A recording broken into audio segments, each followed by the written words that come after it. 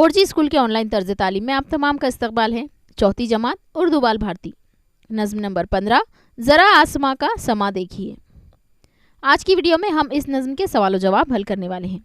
अगर आप दोबारा से नज़्म देखना चाहते हैं तो डिस्क्रिप्शन में हमने लिंक दी है, आप वहां से उसे देख सकते हैं। टेलीग्राम ग्रुप ज्वाइन करने के लिए कम्युनिटी में जमात के हिसाब से ग्रुप्स की लिंक मौजूद है, आप वहां से उसे ज्वाइन कर सकते हैं। इस वीडियो को लाइक करें, अपने फ्रेंड्स के साथ शेयर करें और हमारे चैनल पर बने रहें।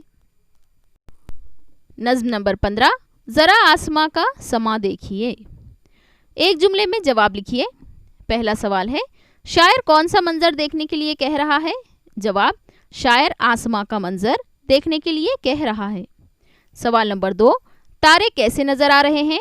जवाब, तारे मोती की तरह निखरे हुए नजर आ रहे हैं। सवाल नंबर 3, सितारों को चमकता देखकर शायर के दिल में क्या ख्याल आता है? जवाब, सितारों को चमकता देखकर शायर के दिल में ख्याल आता है कि झिलमिलाते हुए सितारे हमें देखकर मुस्कुराते हैं। सवाल नंबर 4, शायर ने सितारों की मुस्कुराहट किसे कहा है? जवाब, सितारों के चमकने और झिलमिलाने को सितारों की मुस्कुराहट कहा गया है।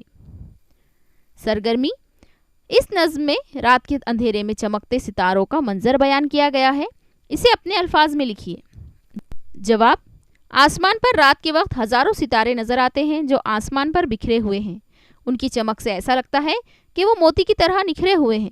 पता नहीं आसमान पर ये रोशन चिराग है कि फूलों का बाग सजा हुआ है।